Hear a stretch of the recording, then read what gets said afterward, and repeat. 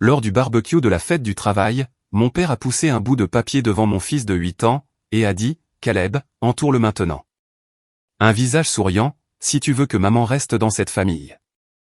Un visage triste, si elle doit partir. Les lèvres de Caleb ont tremblé. Mais je veux maman, a-t-il murmuré, les larmes coulant sur ses joues. Mon frère a éclaté de rire. Choisis-en un, tout simplement. Ne sois pas une mauviette. Mon père a souri froidement, et a ajouté, si tu ne peux pas choisir, alors tu peux partir avec elle tout de suite. Nous ne gardons pas les maillons faibles ici. 19 membres de la famille ont éclaté de rire, tandis que mon fils s'effondrait, en sanglots, et courait se réfugier dans mes bras. Je l'ai serré fort contre moi, je me suis levé, et je suis parti, sans dire un seul mot. Ils pensaient que cette humiliation me détruirait. Ce qu'ils ignoraient, c'est qu'un homme, assis tranquillement à cette même table, avait déjà passé 14 mois à rassembler chaque sombre secret, qu'il croyait bien caché. 12 jours plus tard, une lettre est arrivée, prouvant que la boulangerie, qu'ils utilisaient pour me contrôler, ne leur avait jamais véritablement appartenu. Je m'appelle Jody Miles. J'ai 37 ans. Si vous regardez cette vidéo, n'hésitez pas à vous abonner, et dites-moi d'où vous la regardez. La matinée de la fête du travail a commencé comme n'importe quel autre lundi, dans notre petit appartement de Mannheim, en Pennsylvanie. Caleb était sur le tapis du salon, en pyjama, regardant des dessins animés qu'il avait déjà vus 4 fois. Le soleil matinal entrait par la fenêtre de la cuisine, en longues et douces lignes. Je portais le vieux tablier de ma grand-mère, celui brodé des lettres L. Miles en fil vert délavé, et je sortais un pain aux courgettes du four.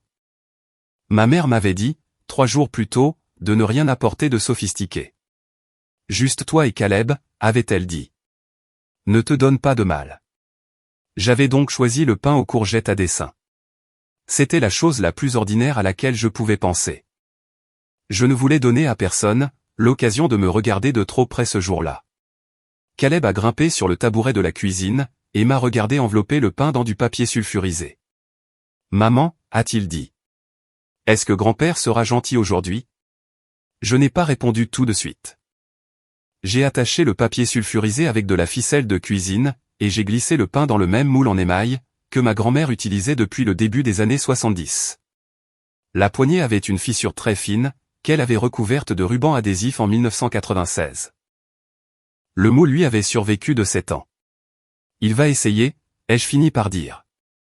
C'est tout ce qu'on peut demander. Caleb a hoché la tête, comme s'il comprenait. Ce n'était pas le cas. Il avait 8 ans, et il portait la fierté de son uniforme comme une armure. Le maillot des Lititz Lyon, numéro 6, décoloré par une saison de taches d'herbe.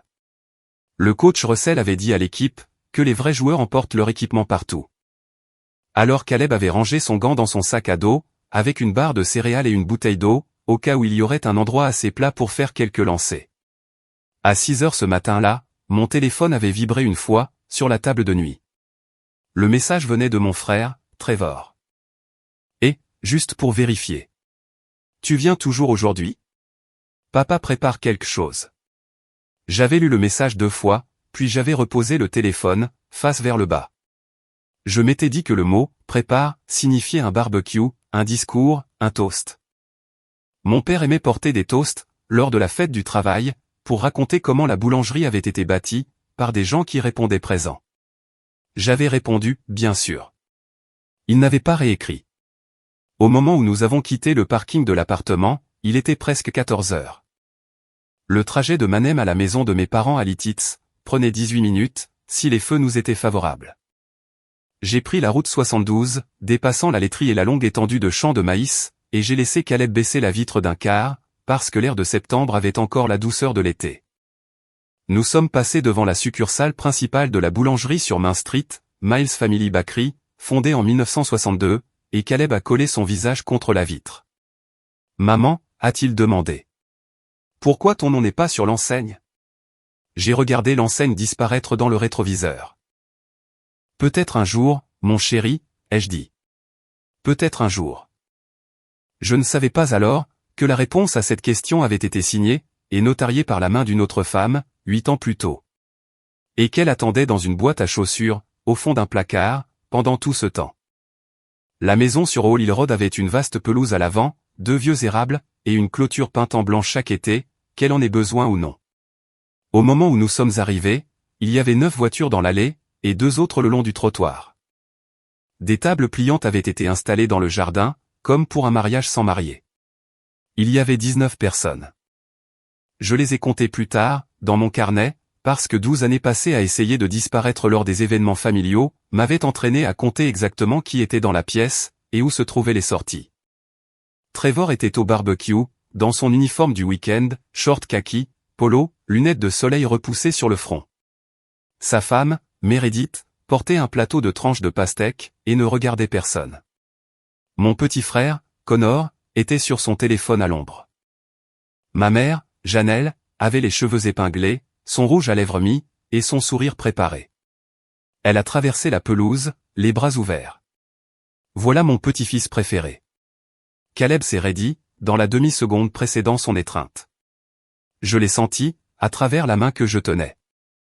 Il s'est laissé soulever, embrassé sur le sommet du crâne, et reposé par terre. Va jouer, mon chéri, a dit ma mère. Les garçons Pendergrass ne sont pas encore là, mais le coach, oui. Cela m'a arrêté un instant. Je me suis tourné, et j'ai regardé vers le fond du jardin. Russell Pendergrass était assis à la longue table de pique-nique, de l'autre côté du barbecue, là où mon père tenait habituellement sa cour, lors des repas de famille. Sa femme, Caroline, était à ses côtés, avec une assiette en carton intacte sur les genoux. Russell portait une chemise en flanelle délavée et un jean, et il tenait un verre d'eau glacée à 2 mains, comme un homme qui avait décidé comment il allait passer son après-midi, et qui avait l'intention de s'y tenir. Il m'a fait un signe de tête. Je lui ai rendu son signe. J'apprendrai plus tard, bien plus tard, qu'il avait passé 30 secondes de plus à regarder le visage de mon père que le mien. Et que le petit carnet noir, qu'il gardait dans la poche de sa chemise, contenait déjà 19 pages d'entrée concernant ma famille. Mon père est descendu du porche, une bière dans une main, et l'autre main reposant sur le devant de son polo. J'ai remarqué un rectangle à travers le tissu, un petit carré plié dans la poche de sa poitrine. Un morceau de papier, plié en 2. Je me suis dit que c'était un discours. L'après-midi s'est déroulé comme nos après-midi se déroulaient habituellement. Trevor a raconté une longue histoire à propos d'une cliente de la boulangerie, qui s'était plainte du gluten, et de la façon dont elle avait prononcé « artisanal ». Il a tourné l'histoire de manière à ce qu'elle devienne, peu à peu, une blague sur les mères célibataires, qui pensent mériter un traitement de faveur. Les gens ont ri. Connor a ri le plus fort. Meredith a baissé les yeux vers sa pastèque. J'ai senti la blague s'abattre sur moi, comme une pierre jetée sur un pare-brise. Petite au début, puis les fissures s'élargissent. Bref, a dit Trevor, en levant sa pince. Vous savez comment c'est. Certaines personnes oublient qui les a portées. Mon père a posé sa bière sur la table de pique-nique. En parlant de famille, a-t-il dit. Il y a quelque chose dont nous devrions parler, pendant que tout le monde est là. Le jardin s'est tu peu à peu. Trevor a éteint le barbecue. Connor s'est levé, et a tenu son téléphone à hauteur de poitrine, comme s'il s'apprêtait à enregistrer une chanson lors d'un concert. J'ai passé la main sous la table, et j'ai cherché la main de Caleb. Il serrait le bord de son maillot, dans son petit poing. Sa main était chaude et tremblante. Mon père a déplié le papier. Il l'a posé sur la table devant Caleb, comme un homme posant un jeu de cartes. Même de l'autre côté de la table, je pouvais voir ce qu'il y avait dessus. Le papier avait été imprimé sur une imprimante personnelle, avec de l'encre laser. C'était net, centré, préparé. En haut, en police de taille 12, se trouvaient 2 lignes, visage souriant, maman reste dans cette famille. Visage triste, maman doit partir. En dessous, côte à côte, se trouvaient 2 visages de dessins animés, qu'un enfant pouvait entourer. L'un était heureux. L'autre avait la bouche tirée vers le bas, et une seule larme. En dessous, en caractères encore plus petits, une ligne pour une signature, Caleb Miles, 8 ans, en présence de la famille. Il avait préparé la ligne de signature. Je vous raconte cela, parce que je veux que vous compreniez. Ce n'était pas un moment de colère qui a dégénéré. C'était un document. Caleb, a dit mon père, entoure-le maintenant. Un visage souriant, si tu veux que maman reste dans cette famille. Un visage triste, si elle doit partir. Il y avait un stylo sur la table, un stylo à billes bleues avec le logo de la boulangerie. Caleb n'a pas bougé. Il a regardé le papier, puis moi, puis le papier à nouveau.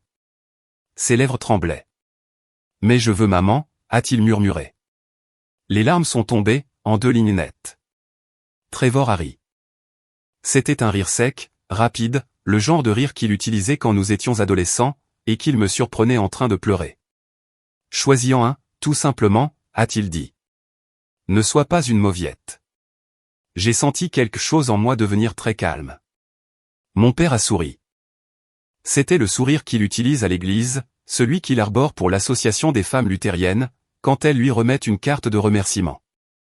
Il a baissé les yeux vers Caleb, avec ce sourire.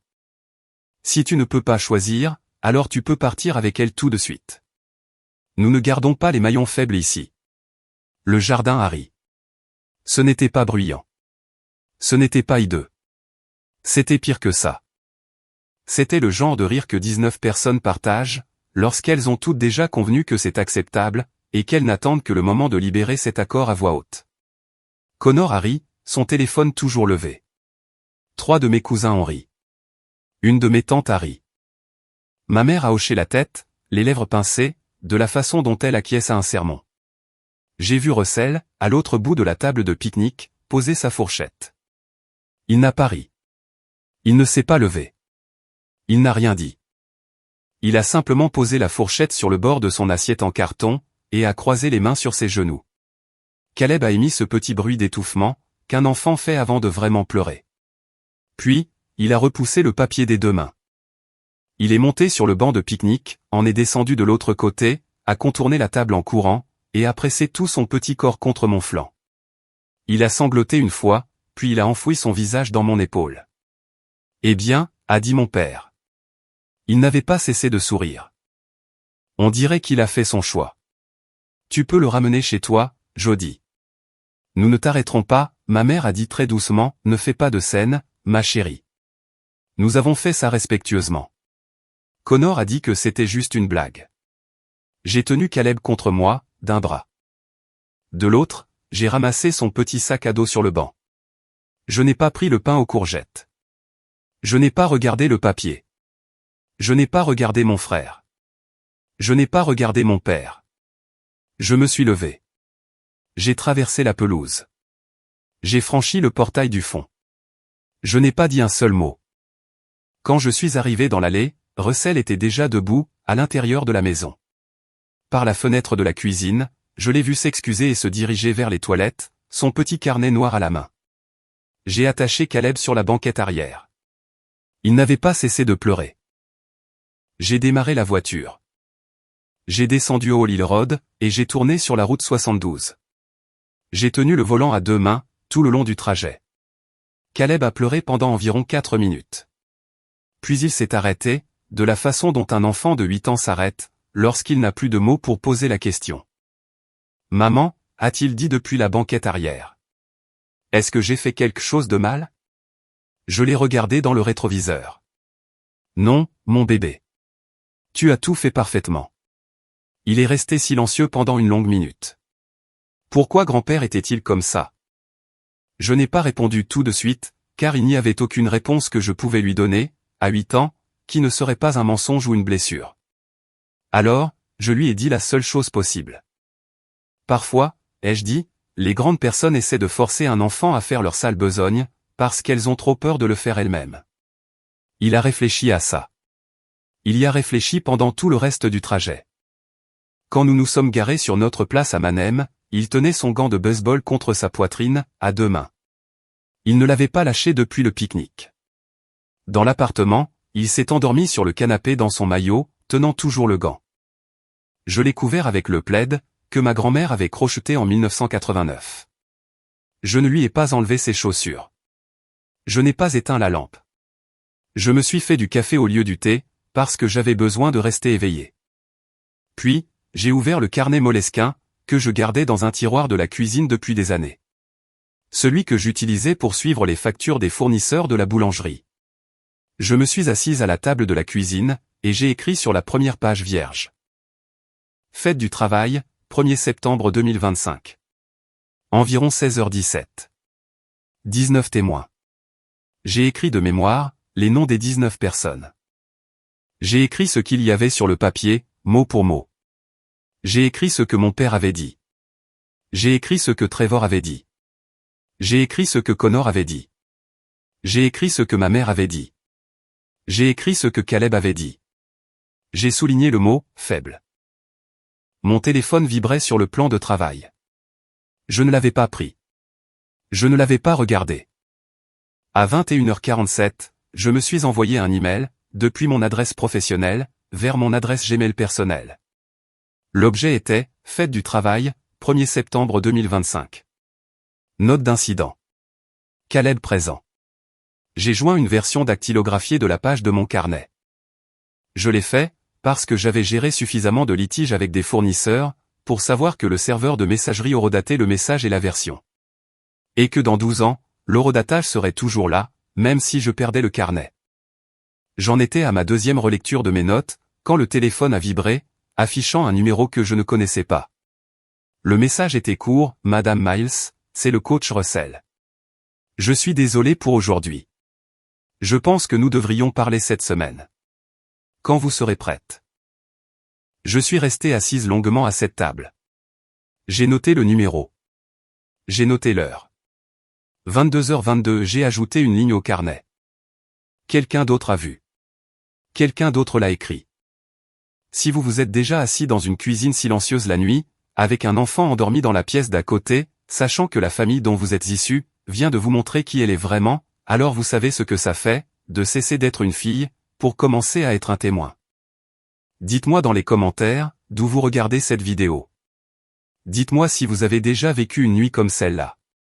Et si cette histoire est le genre d'histoire que vous aviez besoin d'entendre, abonnez-vous, avant que je ne vous dise ce qu'il y avait dans l'enveloppe. Pour comprendre ce qui s'est passé le jour de la fête du travail, il faut comprendre qui était ma grand-mère. Loretta Marlene Miles est née en 1937, dans une ferme à l'est de Lititz, qui n'existe plus aujourd'hui. Elle a épousé mon grand-père à 18 ans, a ouvert la boulangerie sur Main Street en 1962, avec 300 € d'économies provenant de pourboires, et l'a gérée seule après la mort de son mari en 1981. Elle a élevé mon père avec ses mêmes mains, qu'elle utilisait pour tresser la chala chaque vendredi, pour la seule famille juive de la ville. Elle a porté ses cheveux en chignon bas jusqu'au jour de sa mort, et elle pouvait lire un bilan comptable plus vite que n'importe quel comptable du comté. Elle est morte en août 2018, à l'âge de 81 ans, dans son propre lit, avec ma main dans la sienne. Caleb avait 17 mois. Il a eu une seule année pour être porté par son arrière-grand-mère. Il ne se souvient pas d'elle. J'ai une photo de 1994. Moi à 6 ans, dans son tablier de cuisine, debout sur un escabeau, avec de la farine sur le nez. Elle est penchée derrière moi, avec sa main sur la mienne. Je garde cette photo dans mon portefeuille, derrière mon permis de conduire. Après les funérailles, ma mère m'a dit au cimetière, une main posée dans le creux de mon dos, ta grand-mère aurait voulu qu'Howard reprenne la boulangerie maintenant. C'est tout à fait normal. Je n'ai pas discuté. J'avais 29 ans, j'étais seul avec un enfant en bas âge, dont le père était mort un an plus tôt. J'étais fatigué. J'étais en deuil. Je n'avais aucune raison alors, d'imaginer que la seule personne dans tout le comté, à être plus réticente que moi à laisser la boulangerie entre les mains de mon père, était ma grand-mère elle-même. Le premier signe est apparu 2 semaines après les funérailles. J'étais chez mes parents, pour récupérer un plat à gratin que ma mère m'avait emprunté, et j'ai remarqué un reçu de distributeur automatique sur le plan de travail de la cuisine. 4 000 € en espèces, retirés le jour des funérailles. J'ai demandé à ma mère à quoi cela correspondait. Elle a dit, ne sois pas curieuse, ma chérie. Elle a glissé le reçu dans un tiroir, et l'a refermé. 6 mois plus tard, mon père a promu Trevor à la direction de la succursale de Main Street, et a annoncé lors d'un dîner de famille, que je prendrais la direction de la plus petite succursale de Manem. Tu es meilleur avec les petites clientèles de toute façon, a-t-il dit. Je l'étais. La succursale de Manem avait besoin de quelqu'un ayant la patience d'écouter les dames du conseil scolaire, les fournisseurs ménonites, et les familles du dimanche qui voulaient un seul croissant à emporter. Je savais comment faire. Ce que j'ignorais alors, c'est que la succursale de Manem rapportait 38% des revenus de l'entreprise, tandis que j'étais payé à hauteur de 22% du salaire d'un manager. Je l'ignorais, parce que mon père contrôlait les registres comptables, et que je n'avais aucune raison d'aller y regarder. Cela a changé en mars 2024.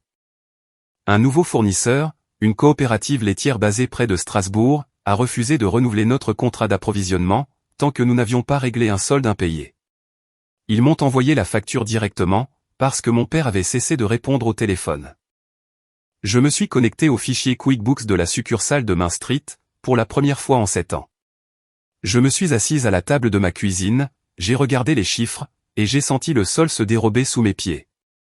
Il y avait 87 transactions, réparties sur 7 ans, vers une passerelle de paiement appelée PG Solutions. Les montants étaient toujours impairs. 1800 €, 2300 €, 4100 €, 6200 €. Jamais rond. Elles étaient structurées pour ressembler à de petits paiements de fournisseurs. J'ai appelé la coopérative. J'ai appelé le moulin Lehmann. J'ai appelé le fournisseur d'œufs de beurre d'Inand. Aucun d'entre eux n'avait été payé depuis le mois de novembre précédent. J'ai appelé la banque de la boulangerie, pour me renseigner sur PG Solutions. L'employé, avec la politesse prudente de quelqu'un à qui l'on a déjà posé la question, m'a dit qu'il s'agissait d'une passerelle de paiement basée à Curaçao. Elle n'avait pas le droit de me dire quel type de marchand elle desservait. Elle n'en avait pas besoin. J'avais lu les journaux. La Pennsylvanie avait légalisé les jeux d'argent en ligne, en juillet 2019.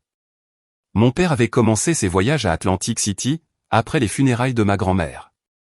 Puis les voyages avaient cessé, parce qu'il n'avait plus besoin de conduire pendant 3 heures. Je suis resté assise devant ce registre comptable, pendant 2 heures. Puis, j'ai ouvert mon propre compte d'épargne. Au cours des 9 mois suivants, j'ai discrètement viré 52 000 € aux 3 fournisseurs que mon père avait cessé de payer. J'ai dit aux fournisseurs que j'agissais au nom de la boulangerie. J'ai écrit dans chaque ligne de motif, pour ma grand-mère. Je ne l'ai pas dit à mon père.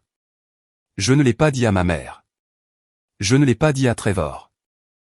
Je l'ai fait, parce que je ne pouvais pas supporter l'idée que l'enseigne sur Main Street, celle sur laquelle Caleb m'avait interrogé, celle que ma grand-mère avait peinte à la main elle-même en 1962, soit décrochée.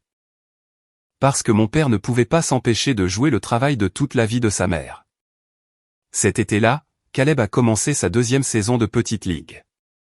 Son nouvel entraîneur était un homme discret nommé Russell Pendergrass, qui n'élevait jamais la voix, et qui connaissait le nom de chaque enfant, dès le 2e entraînement. Je ne savais pas alors, qu'il avait déjà remarqué le petit détail dans l'attitude de mon fils, ce détail que je m'étais efforcé de ne pas voir. Russell Pendergrass avait 58 ans. Il avait été caporal dans la police militaire de l'armée, de 1986 à 1996. Après son service, il a travaillé dans la sécurité privée, puis a rejoint le service de police de Leetitsboro, en 2000. Il a pris sa retraite en 2022, après 22 ans de service, lorsque sa femme Caroline, une institutrice de CE1 très appréciée à l'école primaire de Lititz, a été diagnostiquée avec les premiers stades de la sclérose en plaques. Il a pris une retraite anticipée. Il a appris à cuisiner pour elle. Il entraînait en petite ligue, parce que lui et Caroline n'avaient jamais eu d'enfant, et parce qu'il avait passé 2 décennies à rédiger des rapports pour gagner sa vie, et qu'il ne savait pas comment arrêter de remarquer les choses. J'ai appris tout cela plus tard, dans sa petite cuisine, dans une maison de plain-pied en briques sur East Front Street. Je l'ai appris après avoir cessé de me demander, pourquoi un entraîneur de petite ligue était celui qui était entré dans notre histoire. Voici ce qu'il a vu. En avril 2024, au premier entraînement de la saison, mon fils était petit et pâle, et il écoutait avec trop d'attention.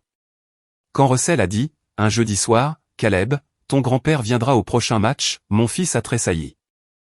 Pas de manière visible, mais Russell avait passé 22 ans à guetter le quart de seconde précis, où les gens mentent ou se figent, et il l'a vu. Il l'a noté plus tard ce soir-là, dans son carnet noir, d'une seule ligne, 11 avril 2024. Le garçon a tressailli à la mention du grand-père. À surveiller. En juillet 2024, après un entraînement le mercredi soir, Caleb a dit très doucement à un coéquipier, « Grand-père dit que c'est ma mère qui est cassée. » Russell l'a entendu, à 4 mètres de distance. Il l'a écrit, 17 juillet 2024. Le garçon a cité textuellement son grand-père à un coéquipier. Phrase, « Grand-père dit que c'est ma mère qui est cassée. » Ce soir-là, à la maison, Russell a dit à Caroline, « Je crois que nous avons un problème, dans la famille Miles. » Caroline connaissait la famille. Elle avait enseigné à l'école du dimanche de ma mère, pendant des années. Russ, a-t-elle dit. Tu es à la retraite. Je sais, a-t-il répondu. Il n'a pas arrêté de remarquer. Fin juillet, 2 semaines après l'entraînement où Caleb avait prononcé ces mots, la ligne fixe de la boulangerie a transféré un appel vers le téléphone portable de Russell. L'appel est arrivé à 22h48. C'était mon père. Il avait bu. Pendergrass, a dit mon père, il faut que tu saches que ma fille n'est pas une mère apte. La Pennsylvanie est un État où le consentement d'une seule partie suffit. Russell a activé la fonction dictaphone, et a laissé mon père parler. Elle se croit intelligente avec la comptabilité, a dit mon père. Elle ne sait pas, ce qu'elle ne sait pas, un deuxième appel est arrivé en novembre. Même schéma, même discours d'ivrogne. Russell a également enregistré celui-là. Il ne m'a pas approché. Il a attendu. Il a attendu, parce que c'était un homme prudent, et parce qu'il avait appris, en 22 ans de travail policier, que la pire chose que vous puissiez faire pour une victime, est d'agir avant d'avoir compris l'affaire. Il a entraîné mon fils. Il a observé. Il a écrit. Après le barbecue de la fête du travail, il est rentré chez lui, et a dit à Caroline, c'est arrivé aujourd'hui. Je dois agir maintenant. Le lendemain matin, le mardi 2 septembre, il a conduit jusqu'à Garden Spot à New Holland, la maison de retraite où vivait sa mère. Et il s'est assis en face d'elle, dans le petit coin salon à l'extérieur de son studio. Sa mère s'appelait Hattie Pendergrass. Elle avait 83 ans. Elle avait été la comptable de ma grand-mère, de 1972 à 2014. Russell lui a raconté lentement ce qui s'était passé, le jour de la fête du travail. Il lui a parlé du papier. Il lui a parlé de Caleb. Il lui a parlé du sourire de mon père. Hattie est restée assise, les mains croisées sur ses genoux, pendant un long moment. Puis elle s'est levée très lentement, s'est dirigée vers le placard de sa chambre, et a descendu une boîte à chaussures de l'étagère du haut. La boîte à chaussures était celle d'une paire de ballerines pour femmes, qu'elle avait achetée en 2003. Le couvercle était maintenu par un seul élastique. À l'intérieur, se trouvait une enveloppe scellée, pliée en 3. L'écriture sur le devant était celle de ma grand-mère, pour Jody Marlene Miles. À n'ouvrir qu'en cas de nécessité. Russell a regardé l'enveloppe. Maman, a-t-il dit. Quand a-t-elle donné ça? Mars 2017, a dit Hattie. Elle m'a dit, si Howard essaie un jour de s'approprier ce qui ne lui appartient pas, c'est ce que tu dois donner à Jody. Russell n'a pas ouvert l'enveloppe. Il a pris son téléphone, et a appelé Adélaïde Pelton. Adélaïde Pelton avait 54 ans. Elle avait grandi à Lancaster, la petite fille d'un boulanger de Queen Street, dont les fours s'étaient refroidis en 1987. Russell la connaissait depuis 2011, alors qu'elle était une jeune collaboratrice, travaillant sur une affaire de fraude qu'il supervisait. Elle était maintenant associée chez Pelton et Schultz LLC, un petit cabinet spécialisé dans les successions et le patrimoine familial, sur King Street, dans le centre de Lancaster. Il l'a rencontrée le jeudi matin, 4 septembre, dans sa salle de conférence. Elle a écouté son récit. Elle a lu les notes de son carnet noir. Elle a écouté les 2 messages vocaux sur son téléphone, tous 2 enregistrés en vertu de la loi de Pennsylvanie sur le consentement d'une seule partie. Elle a regardé l'enveloppe. Russell, a-t-elle dit, ne l'ouvre pas sans la présence de la fille. Elle m'a appelé le vendredi matin. Madame Miles, a-t-elle dit. Je m'appelle Adélaïde Pelton. Je représente Russell Pendergrass. Seriez-vous d'accord pour venir à mon bureau cet après-midi? Il y a un document qui devrait être ouvert en votre présence. Je suis restée assise à la table de ma cuisine pendant une longue minute après qu'elle ait dit cela. Est-ce que cela concerne la fête du travail, ai-je dit. Cela concerne votre grand-mère, a-t-elle répondu. J'ai déposé Caleb à l'école 1 heure en avance, et j'ai conduit jusqu'à Lancaster. King Street était une rangée de vitrines en briques restaurées, avec des plaques en laiton à côté des portes. La porte de Pelton et Schultz était peinte d'un bleu marine profond. Russell était déjà dans la salle de conférence quand je suis arrivé. Il s'est levé quand je suis entré. Il m'a tiré une chaise. Il s'est rassis à côté de moi, pas en face. Adélaïde a posé l'enveloppe sur la table. Madame Miles, a-t-elle dit. Cette enveloppe a été confiée à Madame Hattie Pendergrass par votre grand-mère, en mars 2017. avec pour instruction de vous la remettre, si votre père tentait un jour d'affirmer son contrôle, sur ce qui ne lui appartenait pas. Monsieur Pendergrass me l'a apporté. Non ouverte. Je suis sur le point de l'ouvrir avec vous, comme témoin. Elle a utilisé un ouvre-lettre. Elle a sorti le contenu, et l'a posé à plat sur la table. C'était un document de 4 pages, dactylographié sur un papier épais de couleur crème. La première page était intitulée à l'encre noire toute simple, « Dernière volonté et testament de Loretta Marlene Miles ». Il était daté du 14 mars 2017. Il avait été notarié par Eunice Creder d'Ephrata, en Pennsylvanie, le même jour. Il y avait 2 signatures de témoins en bas. L'une était Hattie Pendergrass. L'autre était Iné Brubaquet, la comptable de ma grand-mère pendant 42 ans, qui versait encore le café à la salle paroissiale de l'église luthérienne Saint-James, chaque dimanche matin. La 3e page contenait une phrase, que j'ai lue 2 fois, puis lue à haute voix lentement, pour m'assurer que je ne l'avais pas inventée. À ma petite fille Jodie, qui a toujours compris que cette boulangerie est avant tout une question d'humain, je lègue la part majoritaire de la Miles Family Bakery, toute succursale, actifs et propriété intellectuelle, avec le souhait que mon fils Howard soit conservé à un titre honorifique. En tant que fondateur émérite. J'ai levé les yeux vers Adélaïde. Est-ce que c'est réel? C'est réel, Madame Miles, a-t-elle répondu. Il est correctement signé, avec les témoins requis, et notarié. Il annule et remplace le testament de 2009, que votre père a fait homologuer en septembre 2018. Il le remplace techniquement. Depuis le jour de la mort de votre grand-mère. Vous possédez sur le papier la part majoritaire de la Miles Family Bakery, depuis 7 ans. Votre père y travaille. Je suis resté parfaitement immobile. Qu'est-ce qu'on fait? Elle a souri, juste un peu, pour la première fois depuis mon arrivée. D'abord, a-t-elle dit. Nous écrivons une lettre. La lettre est partie en courrier recommandé, le jeudi après-midi, 11 septembre. Elle faisait 4 pages, sur le papier à en tête du cabinet.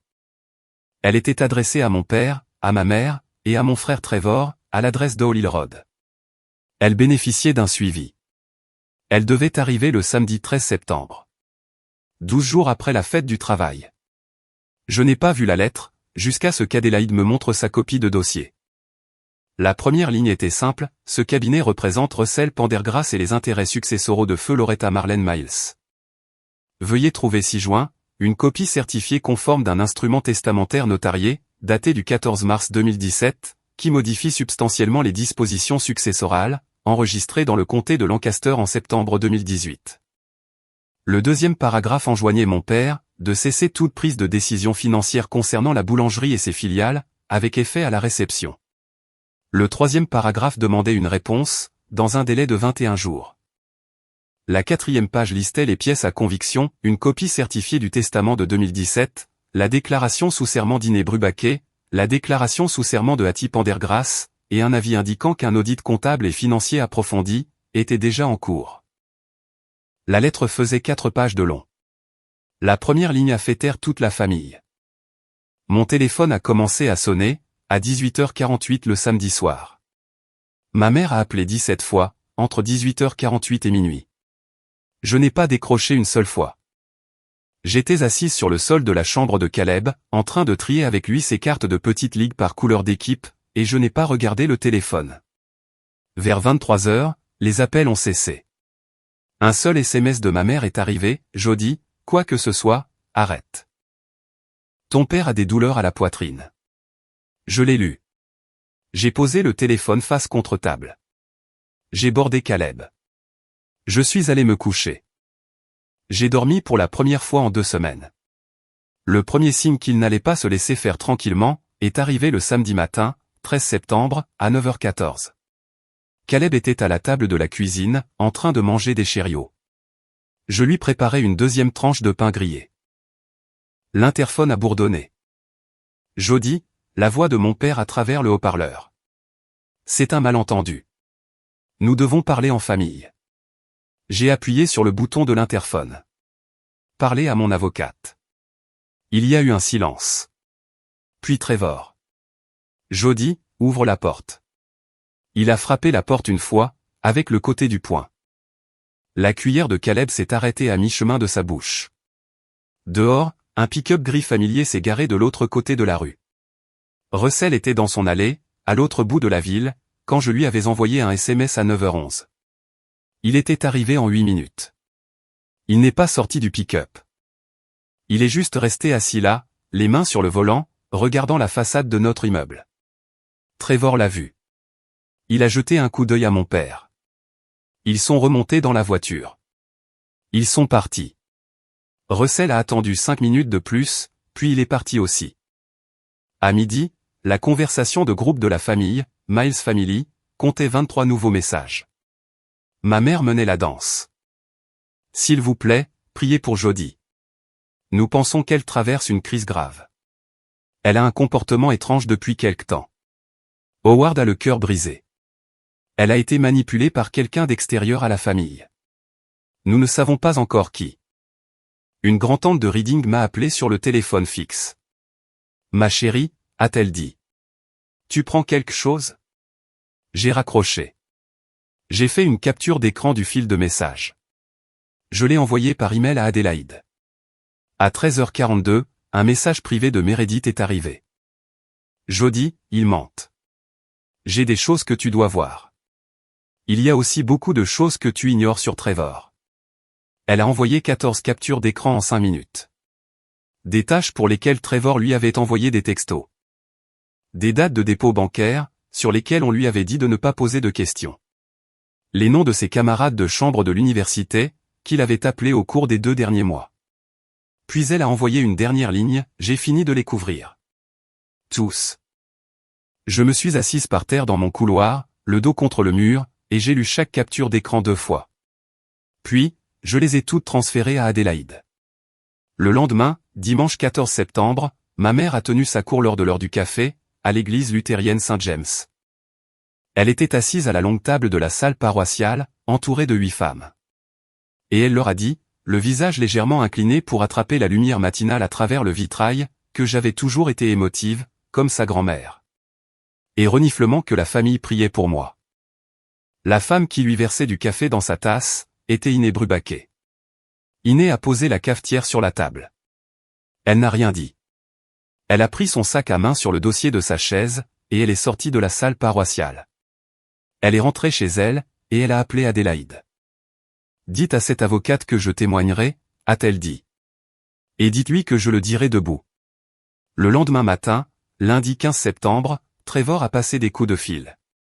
Il a appelé 4 restaurants clients, que j'avais personnellement amenés à la succursale de Mannheim. Il leur a dit, de sa voix prudente et chaleureuse, qu'il pourrait y avoir quelques transitions au sein de l'entreprise, et qu'il voudrait peut-être envisager d'autres options. Le premier de ces 4 propriétaires de restaurants, était un homme nommé Quincy Marbag, qui possédait un établissement de la ferme à la table sur East King Street.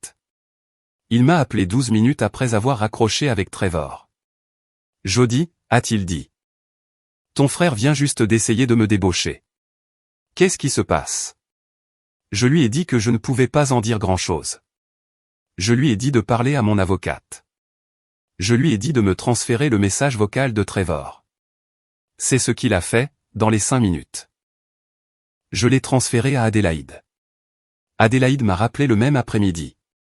Madame Miles, a-t-elle dit. Votre frère vient de commettre une ingérence délictuelle dans une relation commerciale. Nous pouvons maintenant l'ajouter comme défendeur nommé, dans l'action d'homologation. Je me suis assise à la table de la cuisine ce soir-là, mon carnet ouvert devant moi. Caleb dormait sur le canapé, sous la couverture. J'ai écrit très lentement, sur la page vierge suivante, ils ne vont pas s'arrêter d'eux-mêmes. Ils vont perdre, parce qu'ils ne s'arrêteront pas. Si vous avez déjà enduré ce moment de l'histoire, où les personnes qui vous ont fait du mal, commencent à essayer de convaincre les autres que c'est vous le problème, laissez un commentaire ci-dessous. Dites-moi comment ils ont essayé de vous qualifier. Abonnez-vous, avant que je ne vous dise ce qui était caché dans les livres de comptes. Dès la 2e semaine d'octobre, le dossier de l'affaire était devenu si épais, qu'Adélaïde l'avait déplacé d'une simple pochette à une boîte d'archives. Elle avait engagé une experte comptable judiciaire nommée Marcia Tewksbury, une examinatrice de fraude certifiée de 52 ans de Harrisburg, dotée d'une petite réputation, et d'une grande mémoire pour les passerelles de paiement offshore. Marcia a passé 11 jours, plongée dans les registres QuickBooks de la succursale de Main Street de la Miles Family Bakery. Lorsqu'elle est venue nous faire son rapport, elle a posé un résumé d'une page sur la table de conférence. 238 000 €, a-t-elle dit. Répartis sur 87 transactions distinctes sur 7 ans, acheminées via PG Solutions, une passerelle offshore sous licence à Curaçao. Ce modèle correspond à une dépendance comportementale prolongée. Ce n'est pas une erreur ponctuelle. C'est une habitude.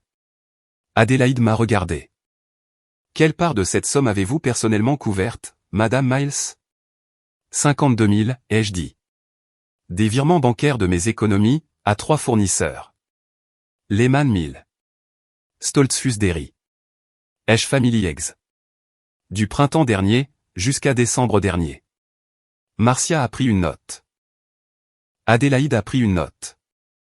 Une réclamation équitable, a dit doucement Adélaïde. Vous n'avez pas donné cet argent à votre père. Vous l'avez donné à la boulangerie, pour la maintenir en vie. La boulangerie vous appartenait déjà légalement. Nous pouvons récupérer cette somme, en tant que priorité de créancier. Le lendemain matin, Russell est venu au bureau, et a posé son carnet noir sur le bureau d'Adélaïde. Il l'a ouvert à la première page, concernant ma famille. C'est la chronologie, a-t-il dit. 14 mois. 41 entrées. 2 appels enregistrés. 3 conversations dont j'ai été témoin, entre le garçon et ses coéquipiers. Une observation de tressaillement physique. Adélaïde l'a lu. Russell, a-t-elle dit. Vous avez écrit ça comme un rapport de police. Vieille habitude, a-t-il dit. Il n'a pas souri. Elle a ajouté le carnet à la liste des pièces à conviction, sous le nom de note de terrain de Pendergrass, pièce à conviction R1R41. Les 3 fournisseurs sont venus au cours de la semaine suivante, pour fournir des déclarations écrites sous serment. Lévi Lehman, du moulin Lehman d'Ephrata, a signé le premier. Il avait 66 ans, et il portait une veste de costume sur sa chemise de travail, pour la visite. Il a dit à Adélaïde, avec la voix lente et prudente d'un homme qui a moulu de la farine pendant 40 ans, Mademoiselle Jody m'a fait un virement personnellement. En mai de l'année dernière. 8 000 et des brouettes. On pensait qu'elle agissait pour son père. On ne savait pas que l'argent venait de son propre compte d'épargne. Stoltzfus Dairy a suivi 2 jours plus tard, puis la ferme 2 de Birdinand. Les 2 déclarations sous serment incluaient des copies de mes reçus de virements bancaires. Toutes les 3 portaient la même mention, de mon écriture, pour ma grand-mère. Le dossier le plus épais de tous, celui qu'Adélaïde gardait sur le dessus, était la déclaration sous serment d'Iné Brubaquet. Il faisait 12 pages. Il détaillait chaque conversation qu'Iné avait eue avec ma grand-mère, entre janvier et mars 2017. Il détaillait la réunion de début février, où ma grand-mère avait dit, alors qu'Iné l'entendait, Howard a changé, depuis la mort de sa sœur. Je ne peux pas laisser la boulangerie entre ses mains. Jody a l'instinct de ma mère pour ça. Ma grand-tante Estelle était morte, fin 2016. C'était la seule sœur de ma grand-mère. Mon père avait été plus touché par sa mort que quiconque, parce qu'Estelle était la seule à pouvoir encore le raisonner, et l'empêcher d'être la pire version de lui-même. Je n'avais pas compris, jusqu'à ce que je lise la déclaration sous serment, à quel point ma grand-mère avait observé. Jody, a dit Adélaïde, après que je l'ai lu 2 fois. L'enjeu de cette affaire n'est plus de savoir si le testament est réel. L'enjeu, c'est de savoir à quel point votre famille veut l'admettre publiquement. La requête en réouverture de la succession a été déposée le jeudi 30 octobre 2025, à la division de la Cour des orphelins du comté de Lancaster. L'audience a été fixée au mercredi 11 mars 2026. 4 mois et demi plus tard. Ce qui, m'a dit Adélaïde, était normal pour une réouverture contestée dans notre comté. Mon père a engagé un avocat de Reading, nommé Bradford Howley-Ellington. C'était le genre d'avocat dont mon père avait entendu parler à son country club. Trevor a engagé un avocat distinct. Je n'ai jamais vu l'intérieur du bureau de Howley-Ellington, mais Adélaïde l'a vu lors d'une conférence préliminaire, début novembre. Elle m'a raconté, avec un petit sourire sec, qu'il avait lu les pièces à conviction, et lui avait demandé dans le couloir, est-ce que la fille est vraiment prête à aller jusqu'au bout, avec tout ça? Adélaïde avait répondu, elle y est déjà, maître, c'est vous qui avez du retard. Novembre est arrivé, froid. La première neige est tombée, le mardi précédant Thanksgiving. Ma mère a recommencé à m'envoyer des SMS directement. Les textos avaient une nouvelle tonalité. Jody, Je ne savais pas pour le jeu. Je te jure que je ne savais pas, je n'ai pas répondu. La semaine après Thanksgiving, mon frère Connor, mon petit frère, le plus jeune, celui qui avait ri le plus fort au pique-nique, est venu à l'appartement avec une boîte en carton. Il s'est tenu dans le couloir, en la portant. Il avait 30 ans, et il ressemblait à un enfant. « Tu as oublié quelques affaires de Caleb à la maison ?» a-t-il dit. Je les ai apportées. Je l'ai laissé entrer. Je ne lui ai pas proposé de café. Il a posé la boîte par terre, près du canapé. À l'intérieur, il y avait une petite veste polaire, une paire de crampons de l'été précédent, un exemplaire broché de La Toile de Charlotte, et le moule en émail avec l'inscription du tablier Elle Miles sans fil vert, sur la poignée. Le pain aux courgettes était enveloppé dans du papier aluminium frais. Il l'avait refait. Il l'avait cuit de nouveau, lui-même. J'ai regardé le moule pendant un long moment. Connor, ai-je dit. Tu étais au courant, pour papa. Il a regardé ses chaussures. Je savais qu'il y avait quelque chose. Je ne savais pas quoi. Tu t'es moqué de Caleb. Il a continué à regarder ses chaussures. J'ai eu tort, Jody.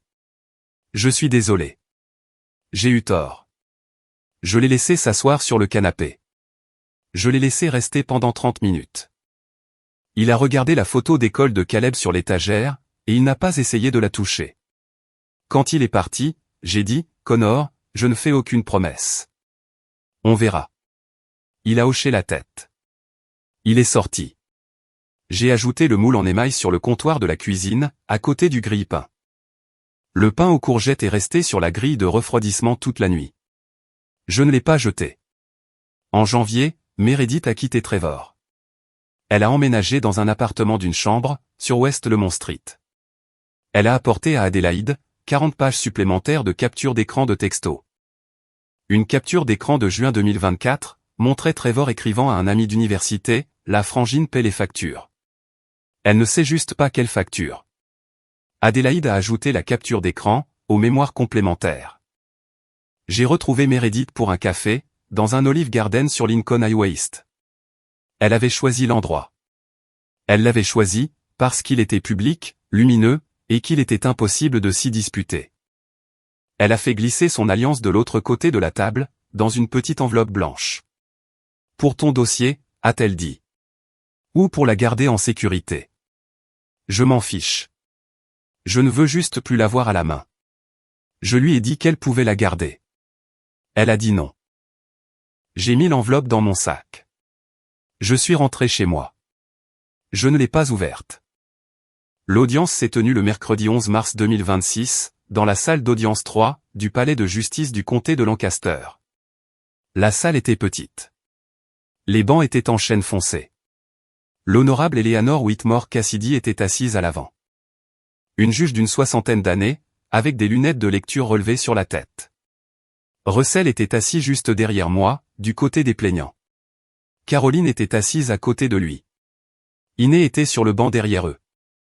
Hattie avait témoigné par déclaration sous serment, 2 semaines plus tôt, depuis le village de Garden Spot, en présence d'un greffier du tribunal. Elle était trop fragile pour la salle d'audience. Mon père était assis 2 rangées plus loin, du côté des défendeurs. Trevor n'est pas venu. Son avocat a comparu sans lui. Ma mère était assise au bout de la rangée de mon père, les mains jointes sur ses genoux, et son alliance tournée vers l'intérieur, pour que la pierre soit face à sa paume. Adélaïde a présenté l'affaire en 41 minutes. Elle a détaillé au juge le testament, la légalisation par un notaire, les 2 témoins, la chaîne de traçabilité de l'enveloppe, les 87 transactions de jeu, la réclamation en équité, l'ingérence délictuelle, les déclarations sous serment. Elle l'a fait sans élever la voix. Bradford Howley Ellington a répondu pendant 14 minutes. Il a tenté de soutenir que le testament était frauduleux. Il a tenté de soutenir qu'Hattie Pendergrass avait été influencée de manière inappropriée. Il n'a pas tenté de soutenir que mon père n'avait pas joué. Le rapport d'expertise comptable avait été admis comme preuve, le vendredi précédent. La juge a écouté les 2 parties, sans prendre une seule note que j'ai pu voir. Quand elle a parlé, sa voix était très calme. Sur la base du dossier documentaire, et des témoignages sous serment, cette cour conclut que l'instrument testamentaire daté du 14 mars 2017, satisfait aux exigences de la loi de Pennsylvanie. et remplace l'instrument de septembre 2009 sur des points matériels. La succession est par la présente réouverte. L'instrument de 2017 est le document de référence. Elle a fixé une date pour l'audience des réclamations civiles, 2 semaines plus tard. Elle a levé la séance. Je n'ai pas bougé pendant une seconde.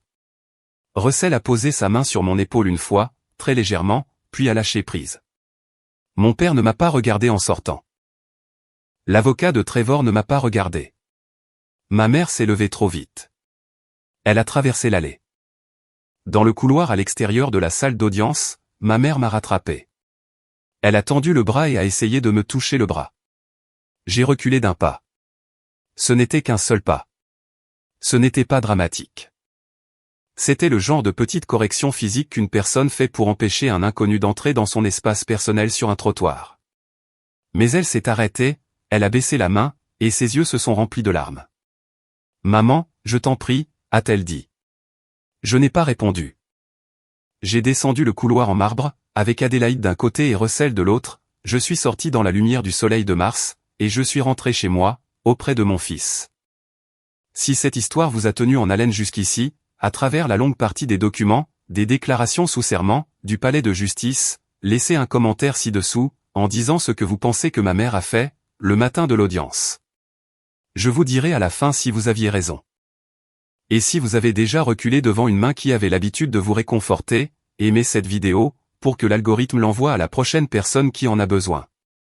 2 semaines plus tard, Adélaïde m'a appelé au bureau pour la conférence de règlement au civil. J'avais un choix à faire. J'aurais pu engager des poursuites pénales.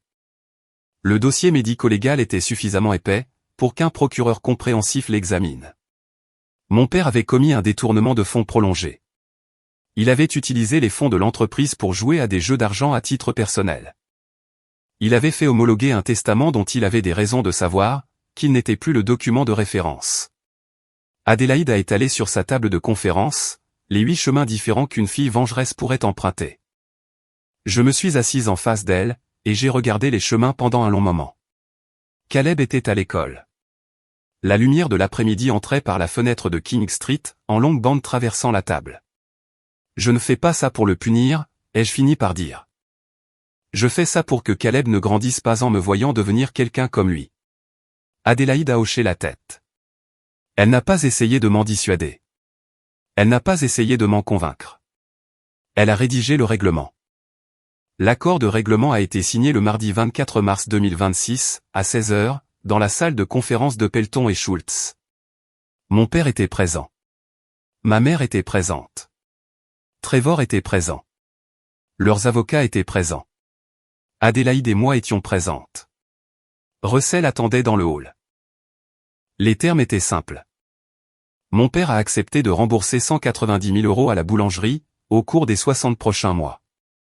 Il conserverait le titre de fondateur émérite sur le papier à en-tête de l'entreprise, et sur la photo encadrée qui était accrochée au-dessus de la caisse de Main Street. Il ne recevrait aucun salaire. Il n'aurait aucun pouvoir de signature. Il ne toucherait plus jamais au livre de compte. Il a également accepté, comme condition préalable au règlement, de s'inscrire à un programme de rétablissement des joueurs dépendants en hospitalisation de 90 jours, au centre de traitement Caron à Wernersville. Adélaïde avait sorti les documents d'admission avant qu'il ne s'asseye. Il les a signés avant de quitter la pièce. Trevor a été rétrogradé de cadre supérieur à simple boulanger, travaillant de 5 h du matin à la succursale de Main Street. Salaire horaire, aucune commission, 18 mois de période de probation. Il a perdu le camion de fonction. Il a perdu le téléphone de fonction. Il a gardé son travail, parce que j'ai refusé de le renvoyer. Je n'ai pas refusé par pitié. J'ai refusé, parce que je savais que c'était la punition la plus honnête. Ma mère n'a rien reçu, parce qu'elle n'avait rien demandé. Elle avait demandé à la place, d'une petite voix, à la fin de la réunion, « Est-ce que je peux venir au match de Caleb ?» Je l'ai regardé de l'autre côté de la table. Vous pouvez venir au match sur le terrain public. Depuis les gradins, pas l'abri des joueurs. Pas encore. Elle a hoché la tête. Elle n'a pas pleuré, avant d'être sur le parking. Le samedi suivant, 4 avril 2026, ma mère est venue à la succursale de Main Street de la boulangerie, à 9 h du matin. Elle portait un gilet bleu marine. Elle tenait son sac à main à deux mains. Caleb était derrière le comptoir avec moi, disposant très soigneusement des scones à la cannelle dans la vitrine, comme je lui avais montré. Elle ne s'est pas approchée de lui. Elle a attendu que je lui fasse signe d'avancer. Elle a fait 3 pas. Elle s'est arrêtée devant lui. Caleb, a-t-elle dit. Il a levé les yeux. Caleb, a-t-elle répété. Je t'ai demandé de faire quelque chose, le jour de la fête du travail, qu'une grand-mère ne devrait jamais demander. J'avais tort. Tu as fait la bonne chose ce jour-là. Tu n'as pas fait de bêtises. Tu n'as jamais fait de bêtises. Je suis désolé. La boulangerie n'était pas vide. Il y avait 6 clients dans la file d'attente. Ils avaient cessé de faire semblant de ne pas écouter. Caleb s'est tenu très immobile. Il n'a pas fait un pas vers elle. Il ne s'est pas éloigné. Il l'a regardée, pendant ce qui a semblé être un long moment. Puis, il a fait un petit signe de tête. Justin. Et il est retourné à ses scones. Ma mère a expiré. Elle n'a pas essayé de le serrer dans ses bras. Elle n'a pas essayé d'en dire plus. Elle est sortie sur le trottoir, et elle est montée sur le siège passager de la voiture de mon père. Elle a enfoui son visage dans ses mains, et elle a pleuré pendant tout le trajet du retour. C'était la chose la plus proche du pardon, qu'un enfant de 8 ans, presque 9, pouvait lui accorder un samedi matin d'avril. C'était, je pense, plus qu'elle n'avait mérité. Le samedi 18 avril 2026, les Lititz Lyon ont ouvert leur saison de printemps au Lititz Springs Park. L'herbe était encore du vert du printemps. Les gradins étaient de minces planches de pin. Caleb avait un nouveau numéro de maillot pour l'année, le numéro 11. Il avait demandé à Russell 3 semaines plus tôt, pourquoi il pouvait choisir son propre numéro cette saison. Russell avait répondu, parce que l'entraîneur a le droit de choisir une faveur par an pour son meilleur joueur de deuxième base, et c'est la faveur que je choisis. Caleb avait choisi le 11, parce que sa grand-mère, ma grand-mère, était née le 11 novembre. Russell se tenait près de l'abri des joueurs, dans sa casquette délavée familière. Caroline était sur les gradins derrière le marbre. Hattie était dans un fauteuil roulant à côté de Caroline, avec une fine couverture sur les genoux. Elle tenait un cupcake de la boulangerie, dans un petit étui en papier, avec un glaçage blanc, et une perle de sucre soigneusement posée dessus. Je me suis assise à côté de Hattie. Je n'ai pas dit grand-chose. Dans la deuxième manche, Caleb s'est relevé de la deuxième base après avoir attrapé un roulant. Il a levé la balle. Il a regardé vers les gradins, m'a trouvé, et a fait un signe de la main. Je lui ai rendu son signe. Je n'avais pas pleuré depuis 7 mois. J'ai pleuré alors, doucement. Hattie a tendu le bras et m'a tapoté la main une fois, avec ses doigts fins et chauds. Votre grand-mère vous aimait plus que tout, a-t-elle répété. Elle le disait depuis 2018. Je me suis enfin autorisé à l'entendre.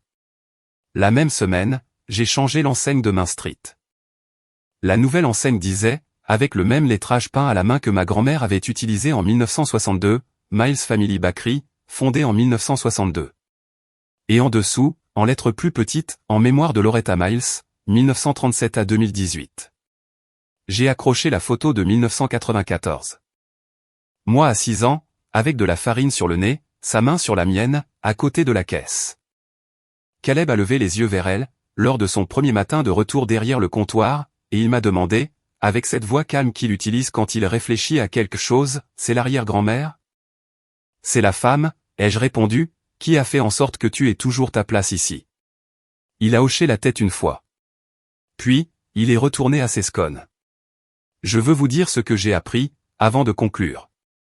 Mon père en est à 52 jours du programme de 90 jours à Caron. Il m'écrit une lettre une fois par semaine. Je n'ai répondu à aucune d'entre elles, mais je ne les ai pas jetées. Elles sont dans une boîte à chaussures, au fond de mon placard. Il y a quelque chose de justifié là-dedans. Ma mère est autorisée sur le terrain public, mais pas dans l'abri des joueurs. Elle vient à chaque match, et s'assoit à l'extrémité des gradins. Caleb ne l'a pas encore regardé. Mais il a cessé de tressaillir, quand sa voiture se gare. Trevor est en période de probation. Il arrive à 4h30 tous les matins, et il pétrit la pâte pour les pains du matin. Il n'a pas le droit de parler aux fournisseurs. Il n'a pas le droit de toucher au livre de compte. Meredith a demandé le divorce. C'est elle qui a appris à Caleb à préparer sa propre omelette le mois dernier. Connor vient nous voir le dimanche. Il apporte le pain aux courgettes à chaque fois, dans le moule en émail. J'ai arrêté de le jeter.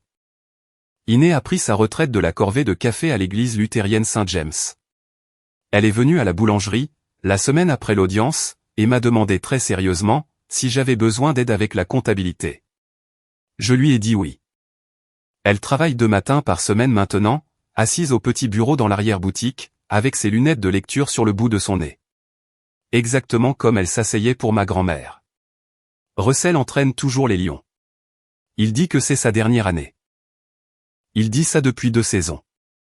Caleb passe ses mercredis soirs chez Russell et Caroline, aidant Russell à préparer le dîner de Caroline, parce que les mains de Caroline tremblent trop maintenant, pour qu'elle puisse couper ses propres légumes. Russell a appris à Caleb à couper une carotte dès la semaine dernière. Caleb est rentré à la maison, et m'a montré qu'il avait un petit pansement sur le pouce. Il était très fier. Hattie a passé sa déposition sous serment debout, les 2 mains sur son déambulateur, parce qu'elle a dit que sa mère lui avait dit de ne jamais donner un témoignage important en position assise. Elle a 83 ans. Elle est, selon ses propres calculs, la 2e femme la plus âgée de l'église luthérienne Saint-James. Elle est, à mon avis personnel, la personne la plus forte que j'ai jamais rencontrée. Adélaïde et moi déjeunons ensemble, le 2e mardi de chaque mois. Elle me dit qu'il y a plus de femmes comme moi dans le comté de Lancaster, que je ne le réalise. Je la crois.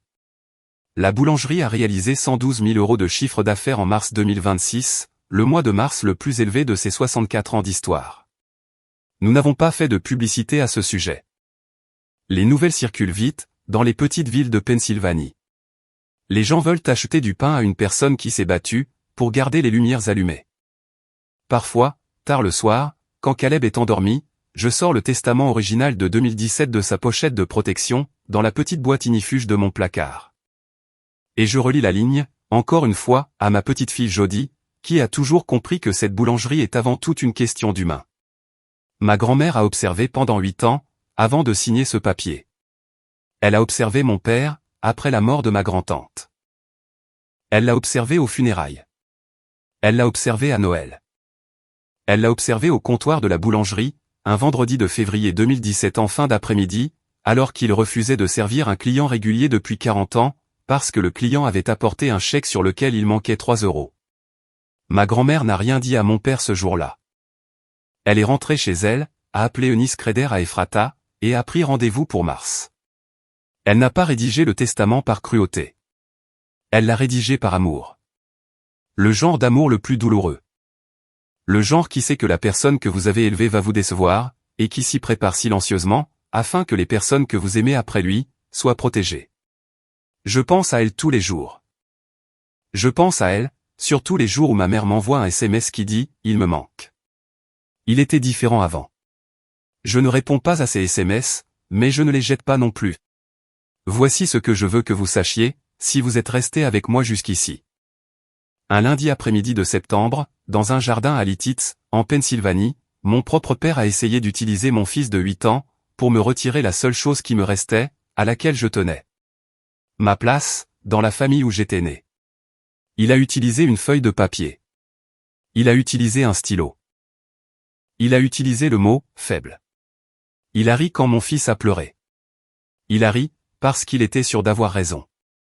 Il a ri, parce que 19 personnes dans ce jardin, avaient déjà décidé de le laisser avoir raison.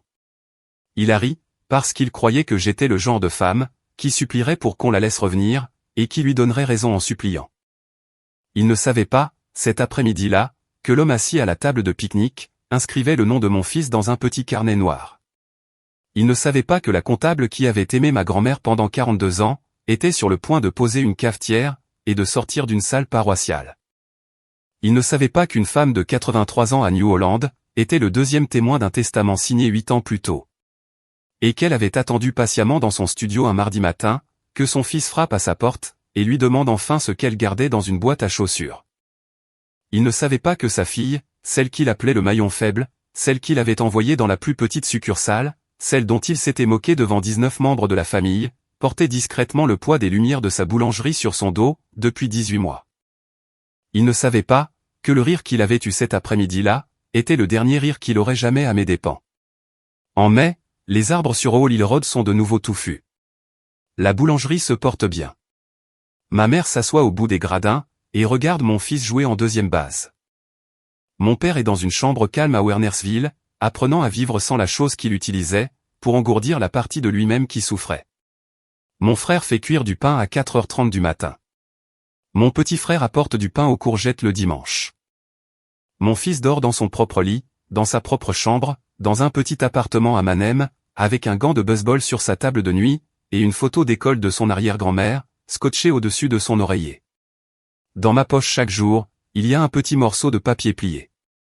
Ce n'est pas le papier que mon père a poussé devant mon fils, le jour de la fête du travail. Ce papier-là, est dans une enveloppe de preuves scellée, dans le bureau d'Adélaïde.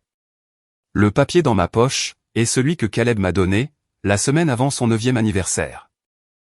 Il est plié en un petit carré. Il est écrit au crayon, de son écriture soignée d'enfant de 8 ans. Maman, tu es la famille. Je t'aime, Caleb.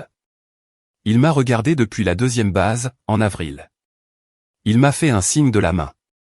Je lui ai rendu son signe. Ce fut le seul vote de famille, qui ait jamais compté. Si cette histoire vous a touché, les commentaires sont ouverts. Dites-moi d'où vous regardez. Dites-moi ce que vous auriez écrit sur ce papier, si vous aviez été l'enfant de 8 ans au pique-nique. Parlez-moi du recel de votre vie, la personne discrète à table qui n'a pas ri. Ce sont les personnes qui nous sauvent. En fin de compte, elles sont plus faciles à trouver que vous ne le pensez. Abonnez-vous, pour que la prochaine histoire vous trouve. Je vous retrouve dans la prochaine vidéo.